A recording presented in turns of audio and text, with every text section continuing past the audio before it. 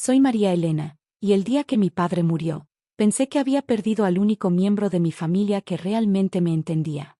Pero 3 semanas después, sentada en la oficina del notario escuchando la lectura de su testamento, descubrí que había subestimado completamente la sabiduría de mi papá. Durante toda mi vida, había sido la oveja negra de la familia Sánchez.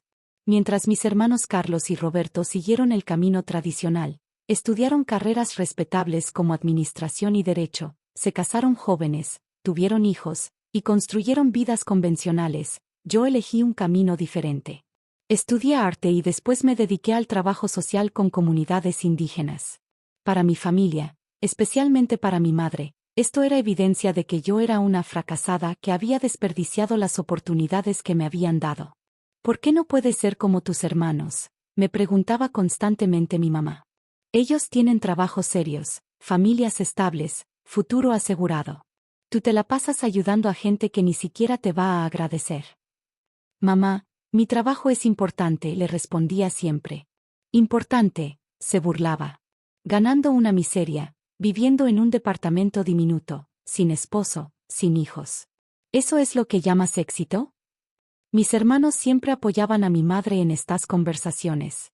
María debería aceptar que ya no es una niña, decía Carlos. Es hora de que madure y tome decisiones responsables. Exacto, añadía Roberto. Nosotros tenemos propiedades, inversiones, planes de retiro. Ella vive al día como estudiante universitaria. Durante los últimos años de mi papá, cuando su salud comenzó a deteriorarse, estas conversaciones se volvieron más frecuentes. Mi madre y hermanos parecían preocupados por asegurar que yo no desperdiciara la herencia familiar en mis proyectos inútiles. Papá, me dijo Carlos un día mientras visitábamos a nuestro padre en el hospital, necesitamos hablar sobre el futuro de los bienes familiares. ¿A qué te refieres?, preguntó mi papá débilmente. Bueno, sabemos que quieres ser justo con todos nosotros, pero María no ha demostrado ser muy responsable financieramente. Mi papá me miró. ¿Tú qué opinas, mija? Opino que ustedes pueden decidir lo que crean mejor, respondí sinceramente.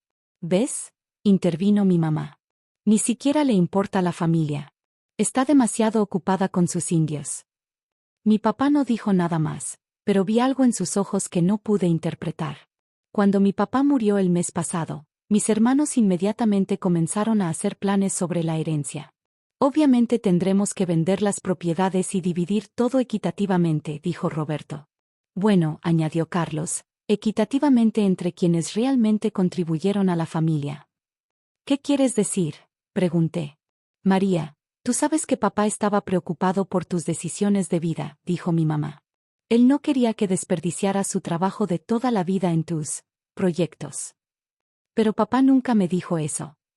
Porque era muy bueno para no lastimarte, respondió Carlos. Pero todos sabíamos lo que pensaba. El día de la lectura del testamento, llegamos a la oficina del licenciado Morales, el abogado de mi papá desde hace 20 años. Mi mamá, mis hermanos con sus esposas, y yo nos sentamos alrededor de la mesa de conferencias. Antes de comenzar, dijo el licenciado Morales, debo decir que este testamento contiene algunas sorpresas. Don Rodrigo fue muy específico sobre sus deseos. Solo queremos que sea justo, dijo mi mamá. Oh, les aseguro que será muy justo, respondió el abogado con una sonrisa extraña.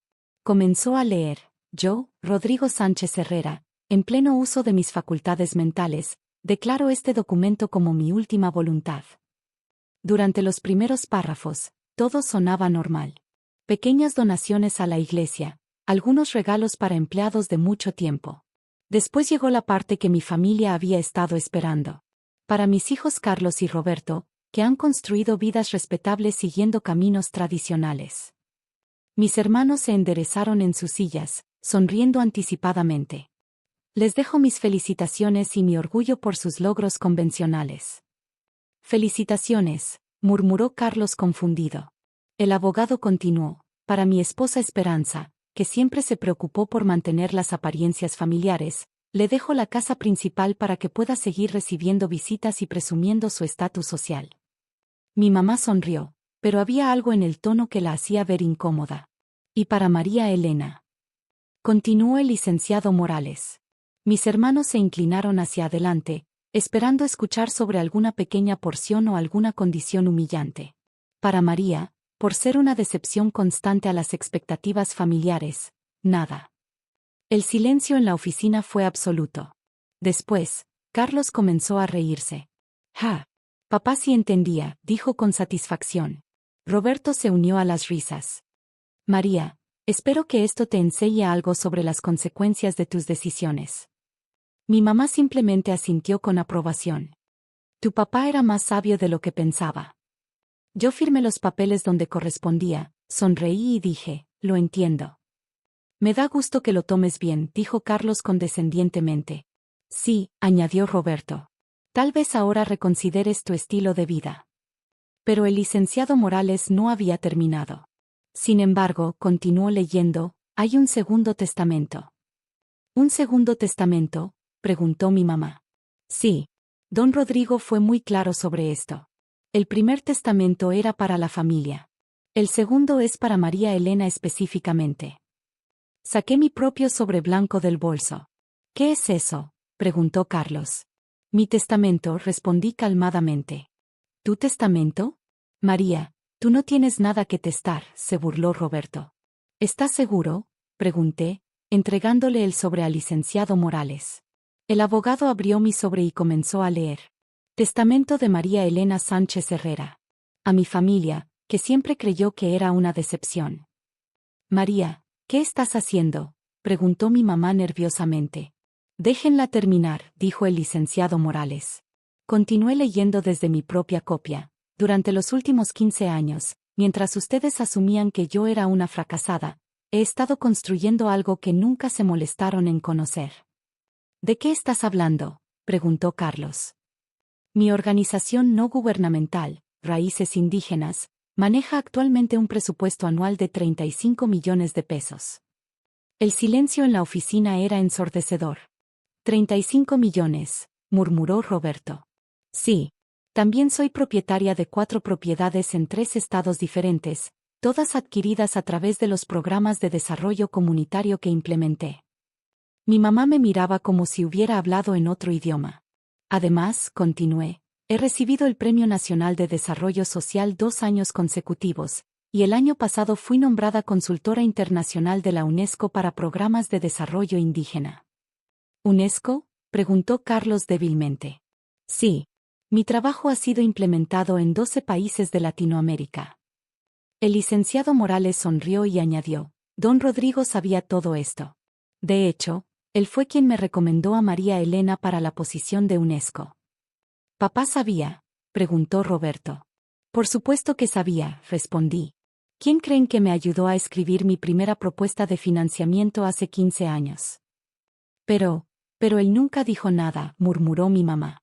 «Porque ustedes nunca preguntaron. Cada vez que yo trataba de contarles sobre mi trabajo, me decían que dejara de jugar a la activista y que consiguiera un trabajo real». «¿Pero por qué el primer testamento dice que no te deja nada?», preguntó Carlos confundido. El licenciado Morales sonrió más ampliamente. «Porque don Rodrigo sabía que María Elena no necesita nada de él. Ella ya construyó su propio patrimonio. Sin embargo, continué leyendo de mi testamento, yo sí tengo algo que dejarles a ustedes». «¿Qué?», preguntó Roberto. «Les dejo mis propiedades en Oaxaca y Chiapas, valoradas en 8 millones de pesos».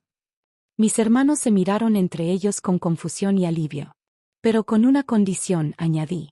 «¿Cuál condición?», preguntó mi mamá rápidamente. «Que trabajen en ellas durante un año completo». «¿Trabajar?», preguntó Carlos. «¿Qué tipo de trabajo?». «Son centros comunitarios para desarrollo rural. Trabajarán directamente con las comunidades indígenas, enseñando programas de alfabetización, desarrollo económico y conservación ambiental». «¿Trabajar con indios?», preguntó Roberto horrorizado. «Con personas indígenas», corregí. «Las mismas personas que ustedes siempre dijeron que eran una pérdida de tiempo». «María, eso es ridículo», protestó mi mamá. «¿Por qué?». «Durante 15 años me dijeron que necesitaba entender el mundo real. Ahora es su oportunidad de entender el mío». «¿Y si no aceptamos?», preguntó Carlos. «Entonces las propiedades van directamente a las comunidades, y ustedes no reciben nada». El licenciado Morales añadió: debo mencionar que don Rodrigo también tenía un fondo de fideicomiso secreto que manejó con María Elena durante los últimos 10 años. ¿Un fondo?, preguntó mi mamá. Sí. Él invirtió en los proyectos de María Elena. El fondo ahora vale 12 millones de pesos. Mis hermanos se veían como si hubieran visto fantasmas. ¿Papá invirtió en mi trabajo?, pregunté sorprendida. Sí. Él estaba increíblemente orgulloso de ti, María Elena. De hecho, me dijo que esperaba que algún día tu familia se diera cuenta de que la verdadera riqueza no está en aparentar éxito, sino en crear impacto positivo. Mi mamá comenzó a llorar silenciosamente. María, dijo finalmente, yo no sabía. Lo sé, mamá. Porque nunca quisiste saber. ¿Podrías contarnos sobre tu trabajo?, preguntó Carlos humildemente.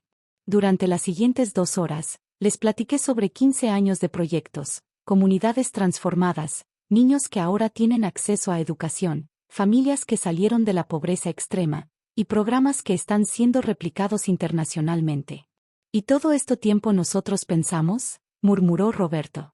Pensaron que era una fracasada porque mi éxito no se ve como el suyo. 6 meses después, Carlos me llamó desde Oaxaca. María, quería agradecerte. ¿Por qué? Por obligarnos a conocer tu mundo. Ayer una niña de 8 años me enseñó a leer en zapoteco. Me di cuenta de que toda mi vida he estado midiendo el éxito con la vara equivocada. Roberto también aceptó trabajar en Chiapas. Al principio protestó, pero después de 3 meses me dijo: entiendo por qué papá estaba tan orgulloso de ti. No solo ayudas a las personas, las empoderas. Mi mamá fue la transformación más sorprendente. Comenzó a visitarme en los centros comunitarios y descubrió una pasión por la enseñanza que nunca había explorado. María, me dijo un día mientras ayudaba a un grupo de mujeres con un proyecto de bordado: ¿puedes perdonarme por no valorar tu trabajo? Ya te perdoné, mamá. ¿Sabes qué es lo que más me duele? ¿Qué? Que tu papá siempre supo quién eras realmente, y yo estaba demasiado ocupada juzgándote para verlo. 1 año después, cuando se cumplió el periodo requerido, mis hermanos decidieron quedarse trabajando en los centros comunitarios. ¿Por qué?, les pregunté. Porque finalmente entendemos lo que papá entendía desde el principio, me dijo Carlos. Que tú no eras la decepción de la familia. Nosotros éramos la decepción por no reconocer tu valor. En la ceremonia del 2º aniversario de la muerte de mi papá, toda mi familia estaba presente. Pero esta vez, estábamos en una comunidad zapoteca en Oaxaca, celebrando la graduación de 100 adultos de nuestro programa de alfabetización. ¿Sabes qué creo?, me dijo mi mamá mientras veíamos a las familias celebrar. ¿Qué? Que tu papá planeó todo esto desde el principio. Él sabía que la única manera de que entendiéramos tu valor era obligándonos a caminar en tus zapatos. Tenía razón. Mi papá había usado su testamento no solo para honrar mi trabajo, sino para enseñarle a mi familia que el verdadero legado no está en lo que acumulas, sino en las vidas que tocas y las comunidades que transformas. Porque a veces, la gente que más necesita aprender sobre el valor es la que está más cerca de ti, y a veces, los padres más sabios son los que enseñan lecciones incluso después de la muerte.